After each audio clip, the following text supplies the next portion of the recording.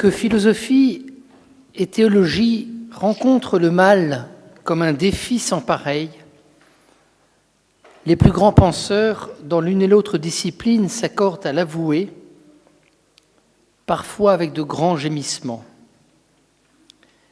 L'important n'est pas cet aveu, mais la manière dont le défi, voire l'échec, est reçu, comme une invitation à penser moins ou une provocation à penser plus, voire à penser autrement.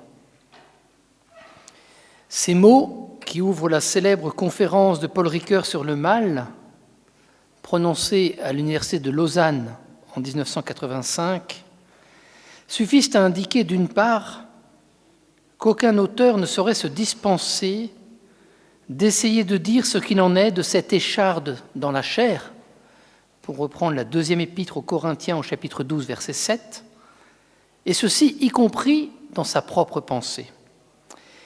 Et d'autre part, que là se tient une expérience ou un factum dont on doit reconnaître d'abord qu'on ne peut rien en dire et qu'il n'y a rien à dire, ou pourtant qu'il s'agit bien d'en parler pour ne pas le nier, ni lui permettre par lui-même de s'exprimer. Tout le paradoxe est là.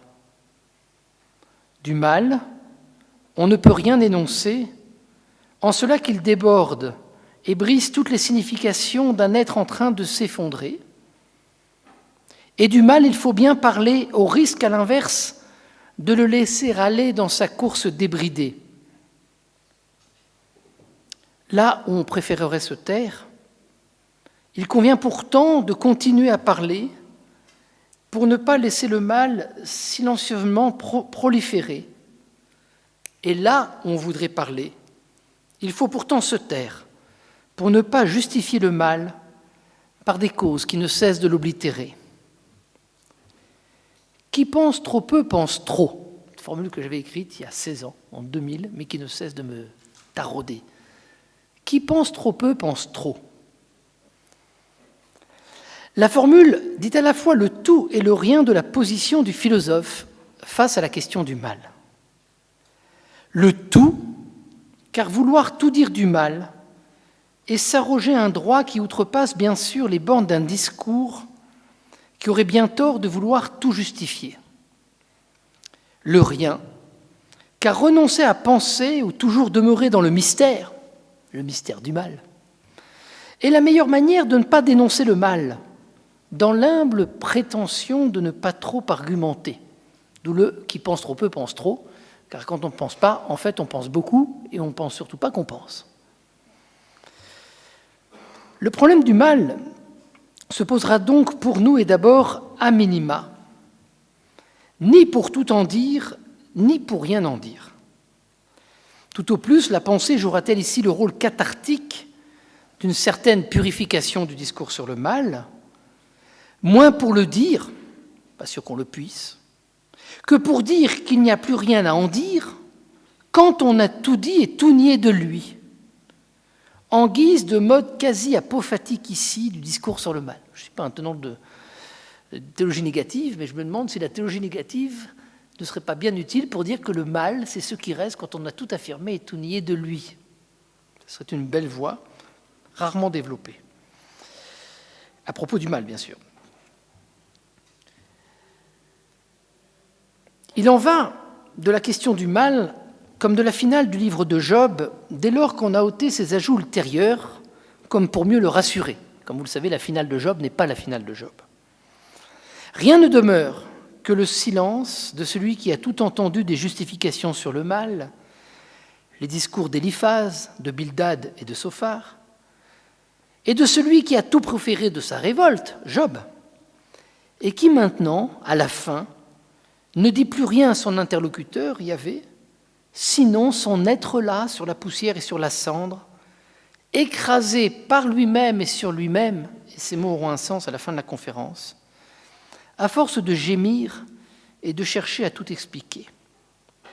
Je cite Job, la vraie finale de Job, au chapitre 42, versets 3-6, avant que des rédacteurs ultérieurs lui aient redonné famille, femme, enfants et maisonnée. Voilà la vraie finale du livre de Job. Et oui, j'ai abordé sans le savoir des mystères qui me confondent. Écoute-moi, disais-je, à moi la parole. Je vais t'interroger et tu m'instruiras. Je ne te connaissais que par ouï-dire, et maintenant mes yeux t'ont vu. Aussi, j'ai horreur de moi, et je me désavoue sur la poussière et sur la cendre. Voilà, il a vu Dieu, il se désavoue sur la poussière et sur la cendre. Je développerai 5 points. Premier point, l'après Auschwitz. Première chose que je voudrais souligner, c'est qu'on n'est plus après Auschwitz.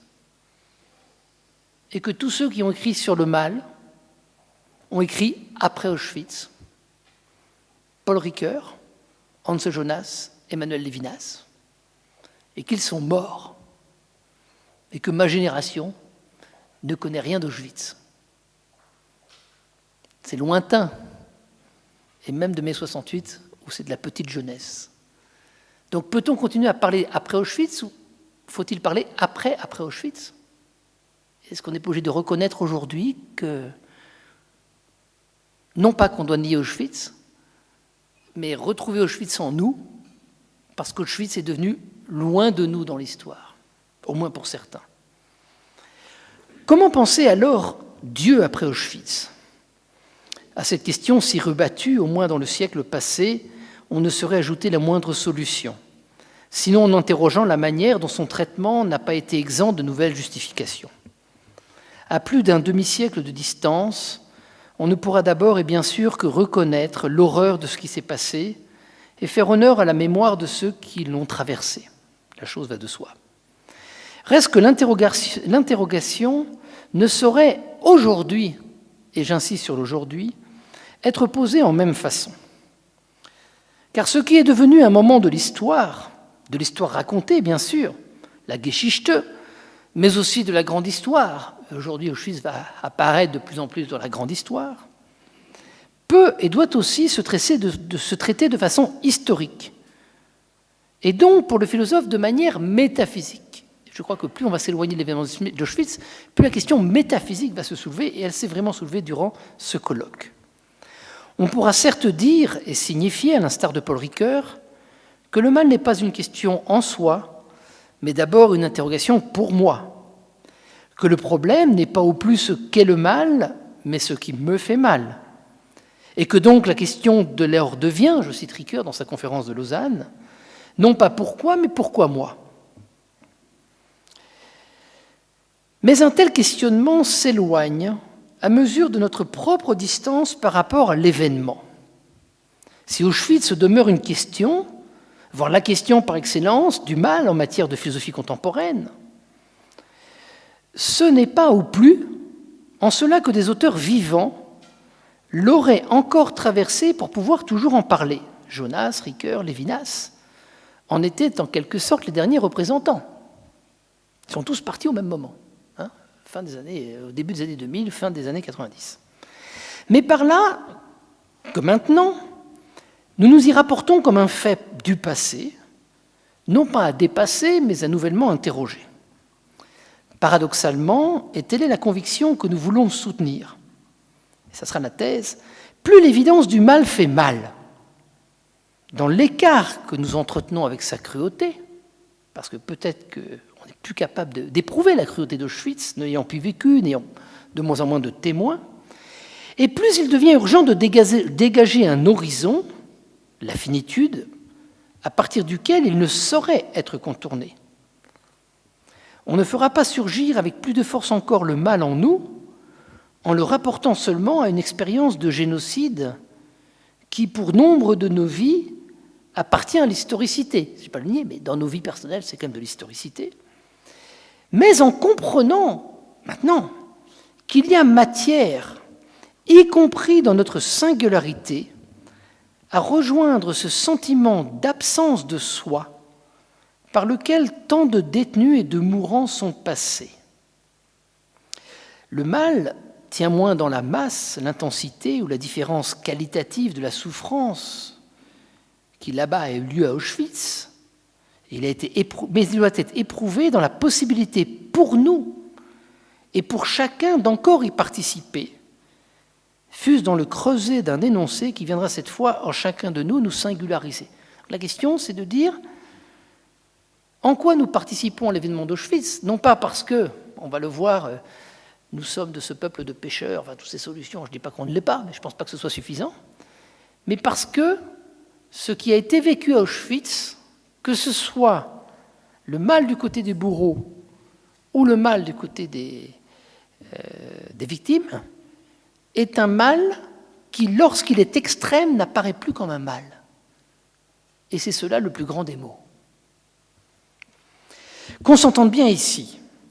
Point n'est question, dans cette approche d'abord philosophique et métaphysique, nous y reviendrons, de simplement revendiquer les racines du péché, toujours présentes en l'homme pour expliquer qu'Auschwitz représente le drame d'un Satan exemplifié, par exemple l'explication chrétienne par l'interprétation de la croix chez Edith Stein. Je n'ai rien contre ces interprétations. Je me souviens d'un ami, j'avais fait un exposé sur Hans Jonas, le concept de Dieu après Auschwitz, et il m'a répondu aux hommes, mais il n'a rien compris, Hans Jonas. C'est tout simple, Auschwitz. Ça vient du péché. Et Hitler, c'est le retour de Satan. Est-ce que ces explications chrétiennes suffisent à comprendre l'événement d'Auschwitz, qui, comme dit d'ailleurs Hans Jonas, est arrivé à un peuple juif qui n'avait rien à voir dans son judaïsme même avec cet événement?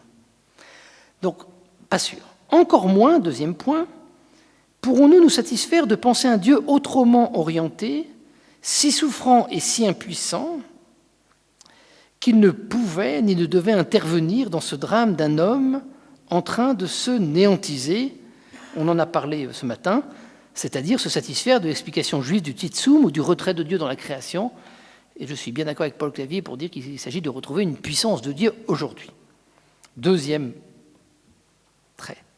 Troisième point, pas davantage, alors ça c'est le discours chrétien ambiant depuis les années 2000, ne pourrons-nous nous contenter d'une interprétation mystique par laquelle l'habitation de Dieu en l'homme suffirait à le faire exister, au moins pour ne pas l'oublier, le fameux chemin intérieur des Tilissum. Donc Edith Stein, Hans Jonas et Tilissum, qui sont à peu près les trois grandes, entre guillemets, solutions à l'énigme d'Auschwitz.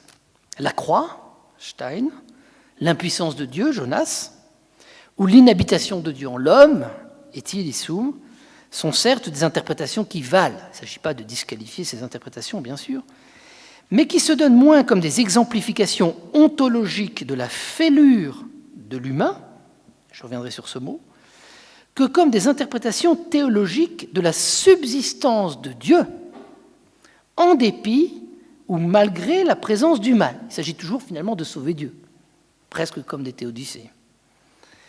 Je cite ici Paul Ricoeur, « La souffrance est un scandale que pour qui comprend Dieu comme la source de tout ce qui est bon dans la création, y compris l'indignation contre le mal, le courage de le supporter et l'élan sympathique vers ses victimes.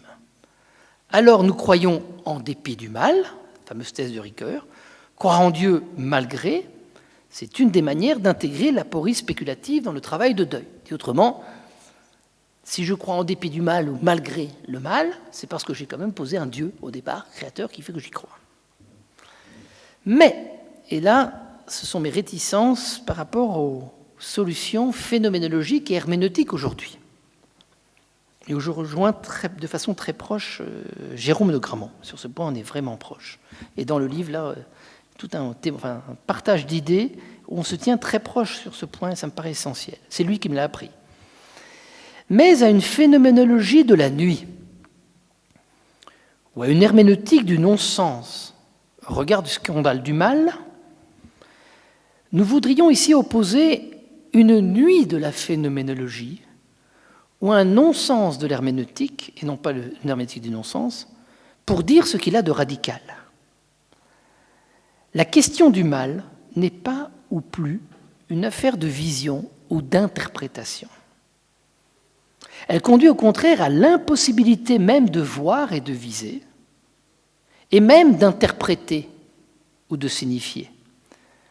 Lier mal et finitude n'est pas donner sens au mal dans un horizon, nous le montrerons, mais lui indiquer l'impossibilité de signifier à l'horizon. Suite aux écueils de la phénoménologie que nous avons dénoncés par ailleurs, à plusieurs reprises dans les Noces de l'Agneau, je rappelle les 3 écueils dont j'ai souvent parlé, le surcroît du sens sur le non-sens, l'hypertrophie de la chair sur le corps et le primat de la passivité sur l'activité, le problème du mal introduit précisément le coin par lequel tout édifice de signification, phénoménologie, ou d'interprétation, herméneutique, vient à s'effondrer.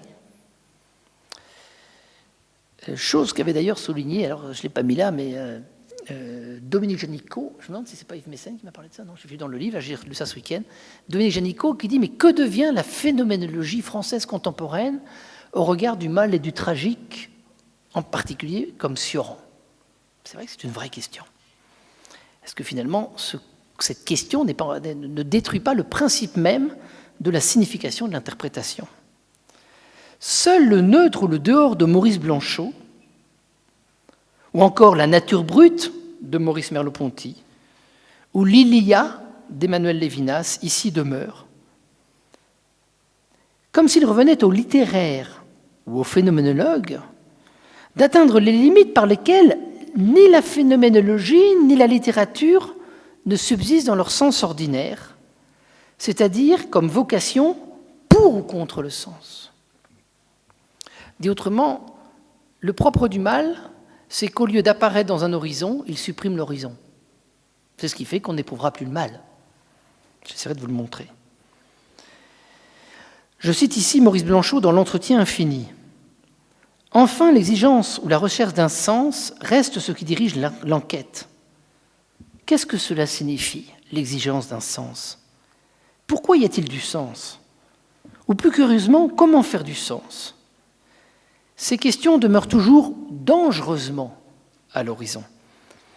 Il y a un interprète qui s'appelle ici Jérôme de Gramont, commente en confrontant Maurice Blanchot à Husserl et Paul Ricoeur.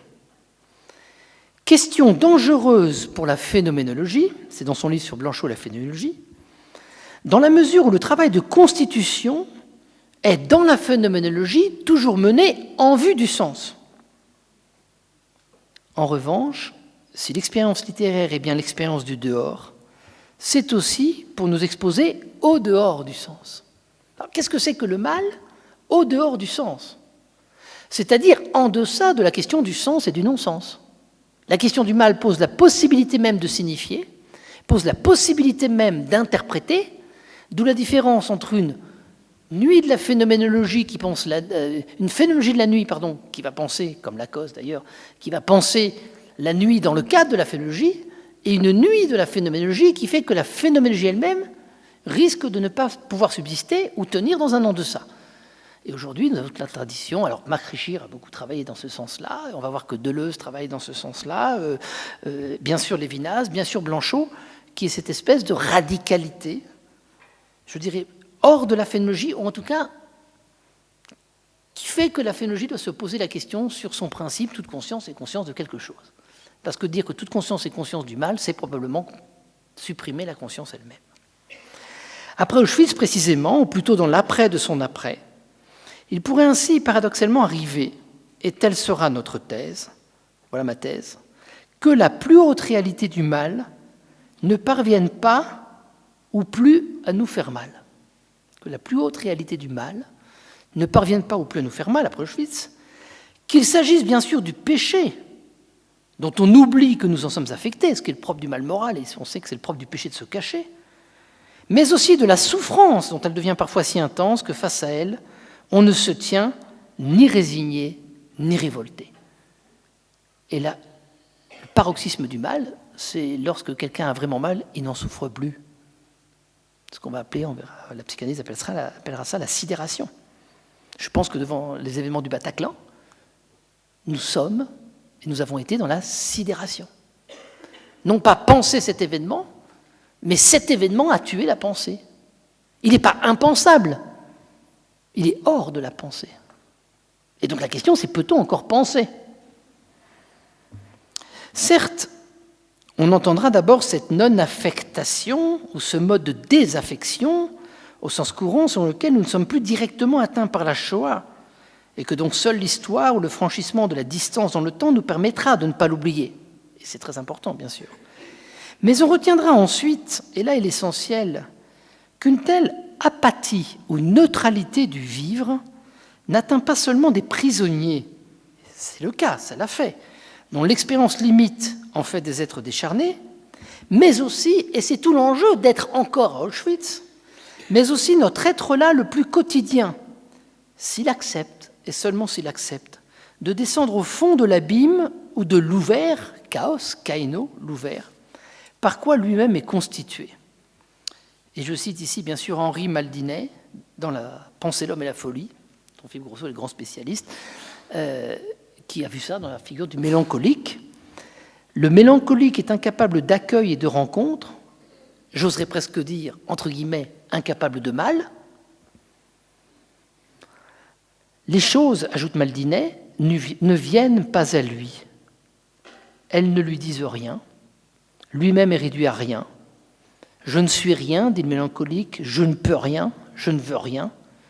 Je ne demande qu'une chose, qu'on ne me demande rien. Quelqu'un qui est en très profonde dépression, je pense qu'il est là. Ce rien est celui de la béance, c'est-à-dire, dans le sens propre, le mot du chaos. Deuxième point, après Auschwitz, une question métaphysique. On peut alors prendre le mal métaphysiquement, physiquement et moralement.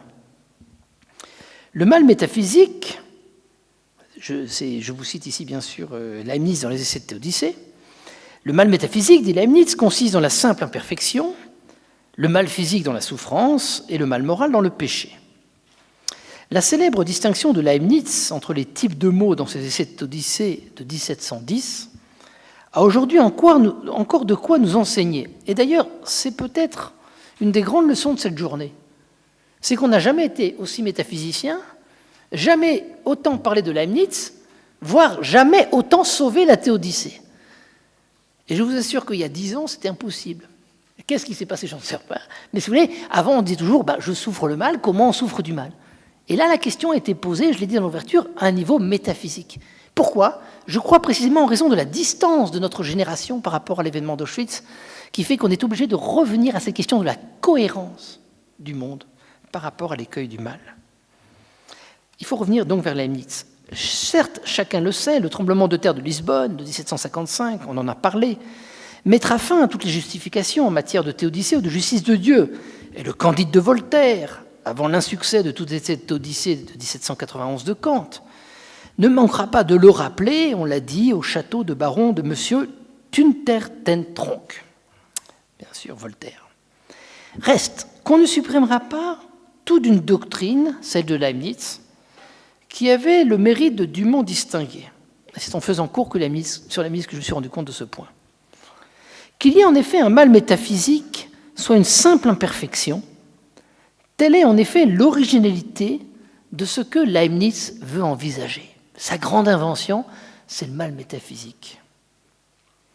Car, à cesser de tout faire dépendre du mal moral ou du péché, et donc de l'homme, c'est-à-dire à la fois le mal physique, la souffrance ou le mal métaphysique, l'auteur de la Théodicée dégage un horizon jusque-là jamais envisagé.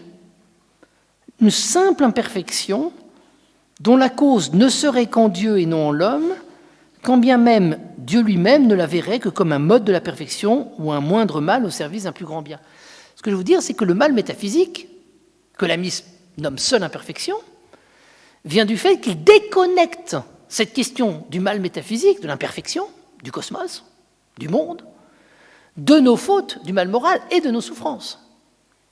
C'est-à-dire qu'on ne peut plus tout attribuer au péché. Alors évidemment qu'il va sauver Dieu, mais cette déconnexion pose la question de façon nouvelle. Dit autrement, il y aurait une imperfection dans l'univers indépendante de l'humain, que la métaphysique précisément aurait pour tâche de délimiter, métaphysique au sens ici de la traversée par l'homme et par Dieu de la physique ou de la nature, c'est comme ça que j'ai défini souvent la métaphysique, métaphysis, plutôt que les invectives d'un dépassement qui ne pourra que nous faire oublier l'homme tout court dont nous sommes d'abord constitués. L'horizon de la finitude métaphysiquement entendu, s'enracinera donc paradoxalement en cette conviction que quelque chose qui ne dépend ni de l'homme ni de Dieu fait notre existentialité et qu'on ne saurait à tort le déduire des manques et des fautes humaines qui en seraient la simple causalité. Je rappelle ici Heidegger dans Kant et le problème de la métaphysique. Il ne suffit pas pour définir la finitude de l'homme de citer au hasard quelques-unes des imperfections humaines. Cette voie ne nous mène au mieux à constater que l'homme est un être fini. Que la finitude ne soit pas le fini, et que la première, la finitude, soit sans contraire, car on ne parle pas d'infinitude, désigne le pur et simple horizon de notre existence dans la conscience de notre mort, et c'est un point sur lequel, à nos yeux, il n'est nul besoin de revenir, mais à partir duquel il convient de penser la question du mal. Mon problème, bien sûr, dans un livre à venir qui s'appelle « Le mystère de l'iniquité », c'est d'essayer de montrer comment, dans le cadre de la finitude, on peut penser la question du mal. Question très difficile chez Heidegger, bien sûr. Il y a plusieurs essais en ce moment qui s'écrivent sur Heidegger, la question du mal, mais qui sont toujours liés à cette question de la finitude et du nazisme. Et c'est tout à fait vrai d'ailleurs chez Heidegger, mais enfin, il y a vraiment un lien, je pense. Mais je pense que ça ne disqualifie pas une réflexion pour nous aujourd'hui sur le rapport entre mal et finitude. D'où le troisième point, la question de l'hypothèse ontologique, c'est-à-dire comment penser le mal comme une privation en Dieu ou en dehors de Dieu, etc. On l'aura compris, il y a quelque chose de plus, d'autre et d'autrement, à vouloir penser mal et finitude, à articuler l'inarticulable, en cela que ce n'est pas la dimension du péché qui est ici envisagée, ce qui nous maintient dans la dimension de la faute et donc du vendredi saint, ce qui était pour moi le pasteur de Gethsémani, mais cette imperfection originaire ou ce mal métaphysique auquel tout un chacun, et le Christ plus encore, sera confronté dans l'événement unique de la descente aux enfers ou du samedi saint. Ce que je cherche, que je n'ai pas encore vraiment trouvé, mais je commence à le voir, c'est que si on arrive à dégager cet horizon du mal métaphysique, on comprendra que le Christ au samedi saint est descendu jusque dans le mal métaphysique. C'est-à-dire que le samedi saint n'est pas le mercredi saint. Car le mercredi saint, et ça c'est Jean-Emmanuel, merci beaucoup Jean-Emmanuel, à côté de ma voiture, qui m'a parlé du samedi saint et du mercredi saint. Il est sorti, j'ai dit il a tort, 10 minutes après, je me suis dit il a raison. Enfin, il avait raison. Il m'a dit j'ai pas parlé du samedi saint et il m'a dit le péché c'est le mercredi saint. Mais dans l'Église catholique, on parle presque jamais du samedi saint. Et au Saint Balthazar, on a pourtant parlé beaucoup. Eh bien voilà, est-ce que ce ne serait pas cette dimension du mal métaphysique que Dieu nous rejoindrait dans l'épisode du samedi saint? Alors pour le penser, il faut penser qu'il y a de l'ontologique et non seulement de l'ontique dans la question du mal. Il faut que le samedi saint soit ontologique, comme la résurrection est ontologique. Le mal, celui que je commets, certes, le mal moral, et celui que je subis, le mal physique, doit atteindre sa racine plus originaire, comme celui qui ne dépend ni de moi, ni de Dieu, ni même de son adversaire, mais tout simplement parce qu'il n'y a pas de bonté dans la divinité sans son contraire, que dans sa puissance, elle sera maîtrisée, le mal métaphysique. Et bien sûr, je reviens vers Schelling sur ce point qui me paraît incontournable et qui est d'ailleurs la solution d'Urs Balthazar. Il n'y a pas que la solution de Thomas d'Aquin sur le mal comme privation. Je vous lis Schelling, dans les recherches philosophiques sur la liberté humaine de 1809. La gravité précède la lumière à titre de fond éternellement obscur. La lumière ne parvient pas à briser complètement le sceau sous lequel la gravité est enfermée. Sans cette obscurité préalable, la créature n'aurait aucune réalité. La ténèbre lui revient nécessairement en partage. Toute naissance est naissance des ténèbres à la lumière. Tout commence par le chaos. Si le fond, Grund, est le socle originaire de toute manifestation, et donc de l'existence, existence, on saisit alors comment et pourquoi l'horizon de la finitude prend place au sein même de Dieu. Bonaventure, la modélogie, comme possibilité du mal non encore actualisée. Si la thèse de Schelling revient à comprendre, je cite Heidegger qui commente Schelling bien sûr, pourquoi et comment le mal est fondé en Dieu sans que Dieu soit la cause du mal, c'est moi qui reprends la parole, la question du mal et aussi de la finitude devient alors elle-même aussi une affaire entre Dieu et Dieu. Ce qu'on dit toujours pour la résurrection mais qu'on ne dit pas assez pour le mal. Pour la résurrection d'abord, en guise de relèvement de la corruptibilité, métamorphose de la finitude, mais pour la descente aux enfers ensuite, pour la victoire sur la corruption. Et il y a ce beau mot de corruption qui veut dire à la fois la corruptibilité et le péché. Mystère de l'iniquité, enfin, livre pas encore écrit. La finitude, soit l'horizon bouché de notre existence, se lie au mal, non pas en cela qu'elle est mauvaise ou dégradée, loin s'en faut, mais par là seulement qu'elle marque une descente ontologique au cœur de nos existences, dont la manière de la vivre pourrait aussi l'entacher. Chez Schelling, la peccabilité marque la possibilité. Il y a la possibilité du mal en Dieu. Le mal, Satan est en Dieu, comme un petit diable avec un ressort. Voilà. Et Dieu le tient, et Dieu le maintient. Et évidemment, c'est beaucoup mieux qu'il soit en Dieu qu'en dehors de Dieu, parce que c'est là que s'exprime sa puissance. Alors, il est sorti. Donc, la peccabilité marque la possibilité et le péché l'effectivité. En cela seulement que cette double puissance est d'abord en Dieu maîtrisée. D'où le fait que, plutôt que de chercher le mal dans un mode de faillibilité ou de vulnérabilité, je vais revenir vers Ricoeur, selon une disproportion somme toute toujours bien née, nous allons revenir avec Ricoeur, on trouvera selon nous sa racine dans sa manière ontologique de se lier à la finitude, paradoxalement moins pour l'assumer que pour vouloir faussement la dépasser. Bref, je n'y reviens pas, nous sommes créés dans la limite, Dieu aime notre limite, ce que dit Dietrich Bonhoeffer et ce qu'on peut montrer à partir de Thomas d'Aquin, et le mal, on va le voir, est le désir de les limiter. Au lieu de dire que le mal, c'est le fait d'être tombé dans la limite à partir de les limiter, le mal, c'est de refuser la limite et de vouloir les limiter. Comme dit très bien le serpent, vous deviendrez comme des dieux. D'où toute la question phénoménologique de l'infini, de l'illimité, qui est tellement présente dans la philosophie française et qu'on peut se poser cette question du statut de la limite. D'où, quatrième point, donc après Auschwitz, la métaphysique, l'hypothèse ontologique, finitude et faillibilité. Et là, je vais prendre position par rapport à Ricoeur, non pas que je sois contre Ricoeur, il y a toujours des gens qui me disent « Ah, mais Ricoeur, c'est génial !» Et le premier Ricoeur dont je vais parler, de finitude et culpabilité, est génial. Et l'année prochaine, je fais un cours sur Ricoeur et sur ce livre. Donc j'aime beaucoup ce Ricoeur. Je dis, voilà. Sauf qu'il est complètement incompatible avec ma philosophie. C'est tout. J'ai beau le lire, il se fonde sur la disproportion absolue, et ma philosophie ne se fonde pas sur la disproportion absolue. Il se fonde sur le désir au cœur même de la faille. Et pour moi, c'est encore une justification du mal. Alors, qu'on s'entende bien.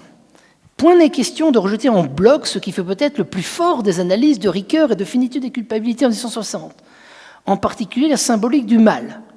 Nous l'avons dit à propos des fausses élucubrations sur la figure d'Adam, et avec le philosophe, on ne saurait se départir. Toutes les interprétations sur la surperfection surnaturelle d'Adam n'ont aucun rapport avec notre humanité aujourd'hui. Ricoeur dit, c'est pas besoin de spéculer sur ce qu'était Adam. On n'en sait rien, on n'a qu'à partir de ce qu'on est. Il a archi raison.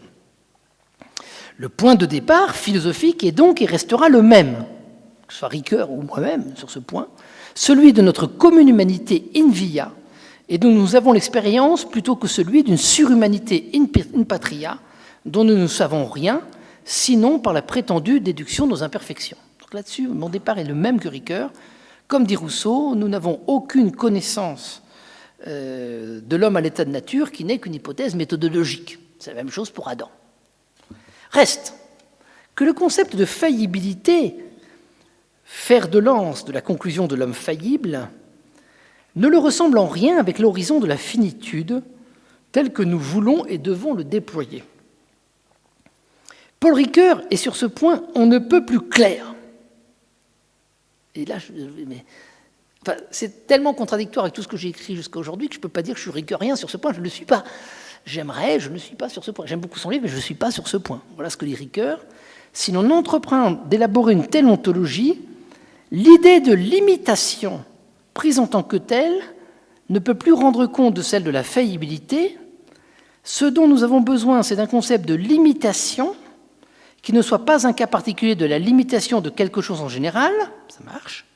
Nous avons besoin d'un concept de limitation qui soit d'emblée celui d'une limitation humaine, pas de problème. Il apparaît d'abord que le premier concept directeur d'une telle anthropologie n'est pas et ne peut pas être celui de finitude. Je poursuis. dans cette dialectique, la finitude est résultat et non origine. J'ai partout écrit que pour moi, la finitude est le point de départ heuristique, même si ce n'est pas le point de départ didactique. On mesure l'écart, la distance, voire le gouffre entre l'horizon de la finitude ou de la limite que nous avons précédemment énoncé à la suite de Martin Heidegger ou de Michel Foucault en philosophie, ou de Dietrich Bonhoeffer en théologie, et celui de la faillibilité ou de la limitation que Paul Ricoeur entend maintenant expliciter.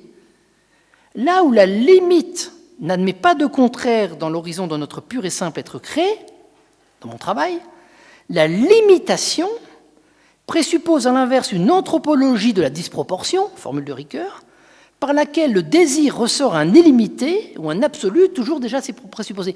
Dès qu'on parle de limitation, on regrette sa limite. De même que quand on parle de fini, on regrette l'infini. Ah, je vis une certaine limitation. Donc, c'était mieux si j'étais limité. Alors que quand je parle de la limite, je ne me réfère pas nécessairement à une limitation. Et pour moi, le péché, c'est la pensée de la limitation.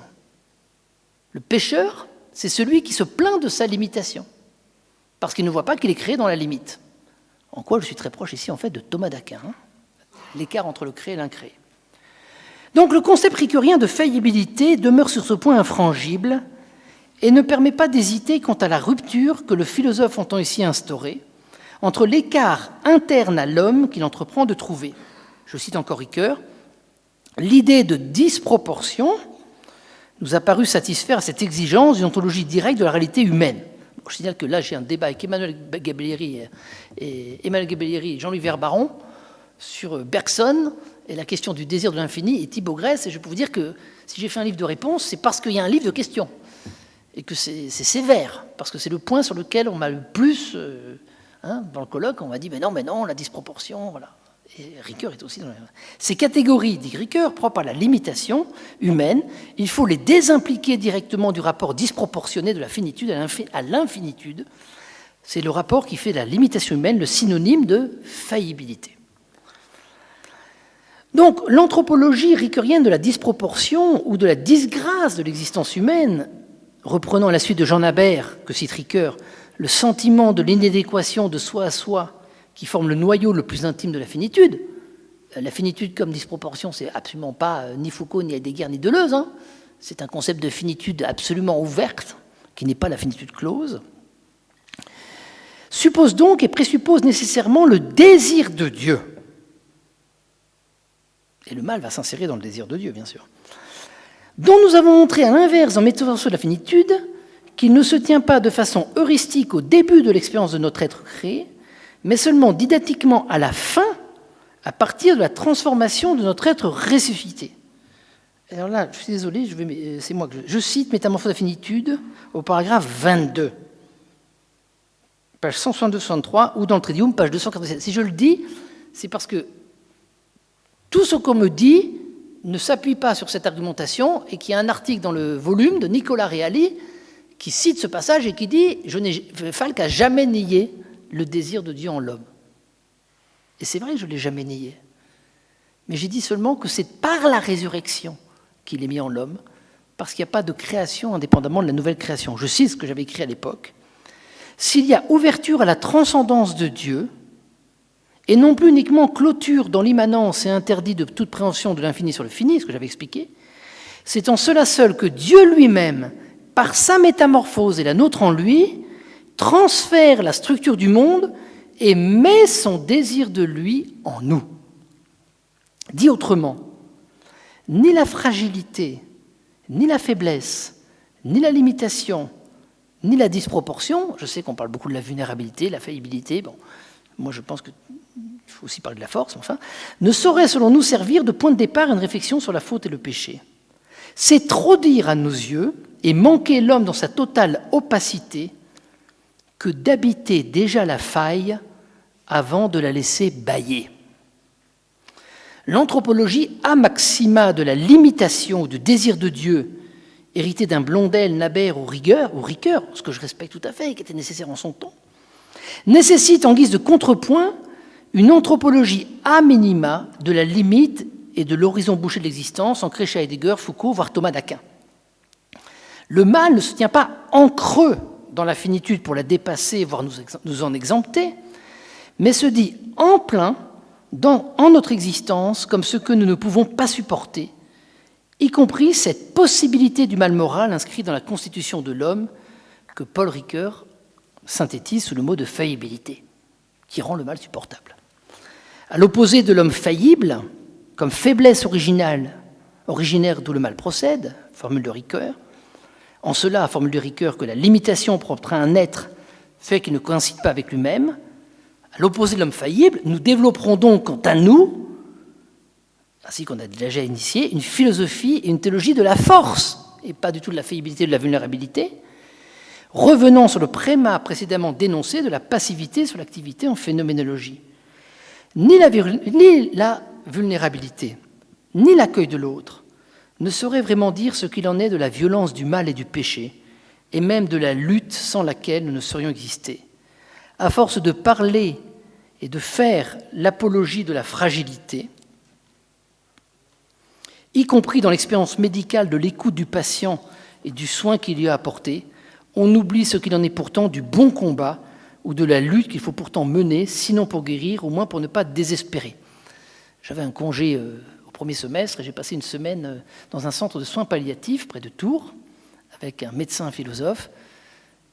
Et là, je peux vous dire que l'accueil de l'autre, c'est terminé, la fragilité, c'est terminé. Ce sont des corps souffrants. Et que les discours interprétatifs camouflent, ils sont nécessaires, mais ils camouflent d'une certaine manière l'épaisseur du corps souffrant et du cri. Voilà. Et j'ai écrit un texte qui vient de paraître dans la revue d'éthique et de morale qui s'appelle « Pour une éthique du corps épandu », où j'essaie de dire que la phénoménologie qui met du sens et l'herméneutique qui met de l'interprétation, c'est bien, mais que les médecins eux-mêmes oublient qu'ils ne sont que dans le corps et dans du corps. Et c'est hors de l'interprétation. Et on doit penser qu'on soigne des gens qui sont hors interprétation, hors altérité. Et c'est si j'accepte que je suis hors altérité que d'une certaine manière apparaît le différent absolu. Différent avec un T. Nous confondons trop souvent le combat pour la vie et le combat dans la vie. Le premier se dit de la guerre et de l'élimination des espèces, mais au second, la lutte ou l'équilibre des partenaires l'égone pour se mesurer. Je me souviens de cette patiente que j'avais vue la veille, qui avait un cancer ici, c'est terrible, de la gorge, et j'ai suivi les soins le lendemain, il a fallu m'accrocher, et elle devait mourir le lundi matin. Toute la famille est venue, et on était avec elle, avec le médecin, et quand la famille est venue, elle leur a dit coucou, et à midi, elle fumait une cigarette avec ses enfants et son mari. Et l'après-midi, j'étais à l'entretien, et les enfants, ils disent « Écoutez, vous nous avez menti, enfin, je ne suis pas allé à mon travail et tout, vous avez dit qu'elle devait mourir aujourd'hui, elle est en pleine forme. » Et en sortant, le médecin, il m'a dit « C'est comme un ver de terre. Le corps ne veut pas mourir. Et quand on est à l'orée de la mort, le corps ne meurt pas. La lutte est là, mais le discours sur l'altérité peut tuer, ne pas montrer ce qu'il en est de cette lutte. Donc, l'agone est non seulement le polémos. Ainsi, s'il est ainsi une fêlure, et non pas une faille, ou une disproportion en l'homme, pour parler cette fois comme Gilles Deleuze, qui conserve quant à lui l'horizon de la finitude et de l'université de l'être, on ne verra dans cette fêlure ni la résignation ni la révolte de celui qui a trop souffert, mais seulement et pleinement l'expérience calme. Alors je vous cite ici un magnifique passage de Deleuze dans la logique du sens. L'expérience calme et silencieuse d'un événement présent et irréversible qui ne peut pourtant exprimer qu'un passé inassignable. L'extraordinaire induration du présent, ça pourrait être du Bergson. Et avec Deleuze, ce n'est pas étonnant.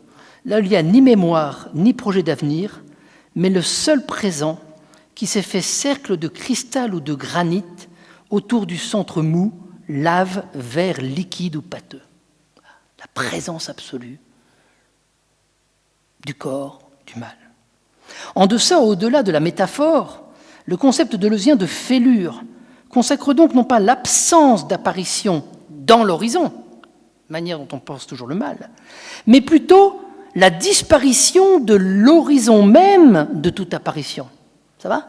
Non pas l'absence d'apparition dans l'horizon, mais la disparition de l'horizon même de toute apparition, et donc de la possibilité même d'apparaître. Non pas une phénoménologie de la nuit, mais une nuit de la phénoménologie, ce que Maurice Blanchot nomme l'autre nuit. Je cite ici Jérôme de Gramont, une préface à un livre de Maurice Blanchot. L'autre nuit, parce qu'elle ne se laisse reconduire à aucune lumière de la phénoménalité du jour. Le dehors, parce qu'il ne se laisse reconduire à aucun lieu du monde, et le neutre, parce que dans son mouvement de double négation, Nini, il ne se laisse reconduire à aucun nom possible. Expérience de la nuit, ou expérience de l'autre nuit, celle d'une nuit sans visage et sans nom, la nuit sans visage d'Eurydice, celle qu'Orphée ne supporte pas, l'horreur. Dernier point, le mal élémental. Pas élémental. Pensant pour ma part que Lévinas est le seul à avoir vraiment pensé la question du mal dans le cadre de la philologie, voire hors de la phénoménologie, et ajoutant d'autre part qu'il y a pour moi un abîme entre le premier Lévinas des carnets de captivité, sur lequel Camille a beaucoup travaillé, et le Lévinas de totalité infinie, et qu'on a tort de trop regarder ce que Lévinas dit de l'Ilia ou de l'existence sans existant, à partir de la lumière du visage de l'autre. Le visage de l'autre, c'est une relève à l'existence sans existant. Pour atteindre donc le radical de l'horreur et toucher l'élémental du mal, on invoquera alors ici l'épreuve de Charlotte Delbo, dont le récit des camps Auschwitz, dans un livre qui s'appelle « Aucun de nous ne reviendra », suffit à faire de voir l'asthénie et l'absence de soi à laquelle conduit la souffrance radicalisée. Alors, je ne sais pas si vous avez lu Charlotte Delbo, elle a fait une trilogie, elle était à Auschwitz, elle faisait du théâtre, elle travaillait avec Louis Jouvet, elle en est sortie. C'est tellement terrible que quand mon épouse, je disais ça, j'étais en montagne, quand mon épouse n'était pas dans la chambre, je ne pouvais pas lire. Tellement j'ai suffoqué en lisant ce livre, et c'est une trilogie, « Aucun de nous ne reviendra ». Et ce qu'elle dit, c'est que le vrai mal, c'est ce dont on ne souffre plus, parce qu'on n'a même plus la force pour souffrir. Ça se dit aussi dans la dépression. Cette unique expérience n'est certes pas dans les camps enfermés, mais la Shoah fait voir ce qui en chacun de nous peut encore se cacher, non seulement la peur de reculer ou l'angoisse de se néantiser, la mort, mais l'effroi devant la possibilité de ne plus signifier et de rompre le cadre dans lequel il y aurait encore du sens ou du non-sens à se révolter. Il n'y a même plus de révolte. Je vous lis Charlotte Delbo dans « Aucun de nous ne reviendra ». Je suis debout au milieu de mes camarades et je pense que si un jour je reviens, et si je veux expliquer l'inexplicable, je dirai. Je me disais, il faut que tu tiennes debout pendant tout l'appel, il faut que tu tiennes encore. C'est parce que tu auras tenu aujourd'hui encore que tu reviendras, si un jour tu reviens. Et ce sera faux. Je ne me disais rien, je ne pensais rien. La volonté de résister était sans doute dans un ressort beaucoup plus enfoui et secret qui s'est brisé depuis, je ne saurais jamais. Et si les mortes avaient exigé de celles qui reviendraient qu'elles rendissent des comptes, elles en seraient incapables. Je ne pensais rien, je ne regardais rien, je ne ressentais rien. J'étais un squelette froid avec le froid qui souffle dans tous ces gouffres, que dont les côtes a un squelette. C'est quand même surprenant que ceux qui sont revenus d'Auschwitz étaient dans une impossibilité de parler, radicale impossibilité de parler ou de signifier. À l'aune d'un tel récit, dont le journal dit non pas la vérité mais la véricité, ce que dit Charlotte Delbo, elle dit aujourd'hui je ne suis pas sûre que j'ai écrit un récit vrai, mais je suis sûr que c'est véridique. Les Lévinas et les Blanchot, ou encore les Deleuze, ou les Foucault, se rencontrent étonnamment et philosophiquement dans cet horizon unique de la finitude, entendu maintenant comme autre nuit ou mal élémental.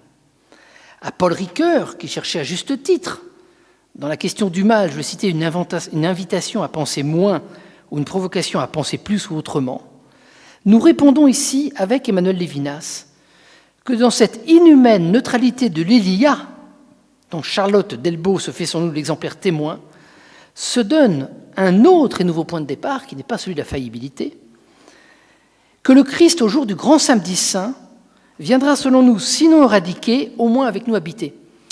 Je dis ce point très important dans mon texte sur éthique du corps répandu. Pendant mon séjour en soins palliatifs, Donc j'étais là, et puis je vais voir le médecin après le séjour, et je lui dis, c'est bien d'accompagner quand même ces gens-là. Et il m'a répondu, on ne les accompagne pas. Il me dit, ça c'est du discours. On est là. Alors dans cet article, j'ai dit que l'accompagnement du mourant, il est un Dasein, être là. Et que seul le Christ est peut-être avec. Vous voyez, cette anthropologie, cette ontologie à minima, qui permet de faire voir ce devant quoi on est. Alors, je lis ici maintenant les carnets de captivité. Non, je lis Lévinas, De l'existence à l'existant, livre qu'il a écrit juste après les carnets de captivité, juste après, en 1946. Voilà ce qu'il dit. Nous allons essayer de mettre en question l'idée que le mal est défaut, ce qui est partout chez Ricoeur et les autres, finalement. L'être ne comporte-t-il pas d'autre vice que sa limitation et que le néant? L'être n'a-t-il pas sa positivité même dans quelque mal foncier? L'angoisse devant l'être, l'horreur de l'être, n'est-elle pas aussi originelle que l'angoisse devant la mort? La peur d'être aussi originelle que la peur pour l'être? Plus originelle même, car celle-ci pourrait être rendue en compte par celle-là. Ici, un tour d'écrou supplémentaire est passé. Je dois le tour d'écrou à Jérôme, qui est là-bas, là-dedans, mais bon, c'est lui qui a parlé de ça. Où un pas de plus est franchi. Du couple mal et finitude, dans l'horizon de la mort et du non-être, Heidegger, nous entrons maintenant dans l'appariement du mal et de l'être, voire dans le surgissement et l'effroi d'un mal d'être.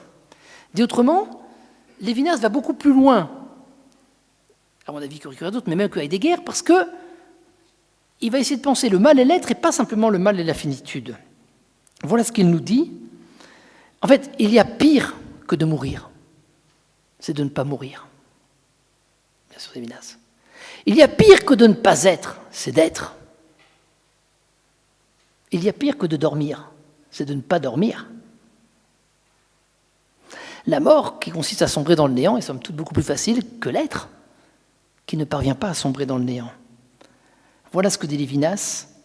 L'être est essentiellement étranger, nous heurte. Nous subissons son étreinte étouffante comme la nuit, mais il ne répond pas. Il est le mal d'être. C'est moi qui reprends la parole. Il y a pire ainsi que de n'être pas, ou de penser qu'un jour on ne sera plus. C'est d'être encore, alors qu'on ne devrait plus être. Comme dans l'insupportable insomnie, dont le fait nu de la présence opprime, dans un « il y a » comme impossibilité de déchirer l'envahissant, et je cite ici à nouveau Lévinas, soit l'hyper-matérialité de notre propre corps, impossible à annuler, c'est moi qui parle, quand le sommeil ou les ailes de Morphée ont omis de nous tirer dans la nuit, où l'oubli de soi devient enfin ce qui nous fait nous reposer. Les pages sur l'insomnie de Lévinas sont extraordinaires. Finalement, je suis envahi par moi-même, comme on est envahi par le mal, donc envahi par l'être. D'où le fait que Lévinas ne tombe pas dans l'hypertrophie de la chair sur le corps, parce qu'il parle de l'hypermatérialité du corps. Et pourquoi il parle de l'hypermatérialité du corps? Parce que le corps, c'est du vrai corps, c'est ma viande. Lévinas et Deleuze sont des penseurs de la viande. Le premier Lévinas. Alors ce qu'on en a fait, c'est que de la chair. Certes, les camps et l'angoisse de la survie, alors que la plus grande partie de sa famille était exterminée à Auschwitz, ronge Lévinas, ce n'est pas notre cas, en mal de souffrir, puisque lui encore existe, fut sans existant. Et pourtant, le penseur de l'éthique comme religion ou relation dans Total Infini ne l'est pas encore tout à fait, même pas du tout, à l'heure de cette réflexion purement ontologique d'après-guerre. Aucune donation, Gegebenheit, dans une fausse traduction du Esgypt, ne peut, selon le philosophe, se satisfaire de cela qui n'a jamais été signifié ni orienté. Si une révolte il y a, ce n'est pas d'abord celle du souffrant qui ne veut pas se résigner, mais celle du métaphysicien qui ne saurait tout voir à partir du seul donné. Un texte qui s'appelle « Signature », qui clôt Difficile liberté, l'avoue de façon tranchante et tranchée en 1963, selon des formules qu'il convient de méditer, et revenir à la préface de la seconde édition de l'existence à l'existant en 1981. Voilà ce que dit Lévinas. Voici la voie suivie par les signataires de ce livre. Une analyse qui feint la disparition de tout existant est envahie par le bruissement chaotique d'un existé anonyme qui est une existence sans existant, je peux rapporter ça à rien, et qu'aucune négation n'arrive à surmonter. il y a impersonnellement, comme il pleut ou comme il fait nuit, aucune générosité que contiendrait, paraît-il, le terme allemand du Esgypt, correspondant à l'Iliade, ne s'y manifesterait entre 1933 et 1945. Il faut que cela soit dit. Bon, j'aime le paraît-il, quand il dit paraît-il. Aucune générosité contient, le terme Esgypt ne contient aucune générosité, contrairement à ce que paraît-il on en dit. Que s'est-il alors passé pour que le Esgypt puisse à ce point et de nos jours dire le tout du donné? Ne serait-ce pas que nous aurions oublié l'absolue résistance de l'adonné, de sorte que plus rien ne se donne jusqu'à la possibilité même de donner? J'ai coupé, oui. Ricoeur ou Marion, ne serait-ce pas que la finitude ne doit pas se penser comme reste, Ricoeur ou Marion, mais seulement comme telle, Heidegger, Derrida ou Foucault? Ou plutôt que ce n'est pas assez, ou mieux encore trop, que lui attribue ainsi le pouvoir de néantiser la mort dans le privilège de nous croire capables d'encore sommeiller. Le mal est ainsi élémental pour Lévinas, au sens qu'il est l'élément dans lequel nous sommes. Et la banalité du mal, dont parle Hannah Arendt dans le procès d'Eichmann, est précisément que le mal n'est jamais autant le mal que lorsqu'il n'apparaît plus comme mal. Je conclus simplement, parce qu'il faut s'arrêter, en disant que c'est en pensant la puissance du mal que l'on pensera la puissance de Dieu. Et qu'autrement dit, et là je rejoins tout à fait Paul Clavier, je serais très loin de tout donner, et d'ailleurs j'ai déjà critiqué l'impuissance de Dieu. Il faut repenser la puissance de Dieu.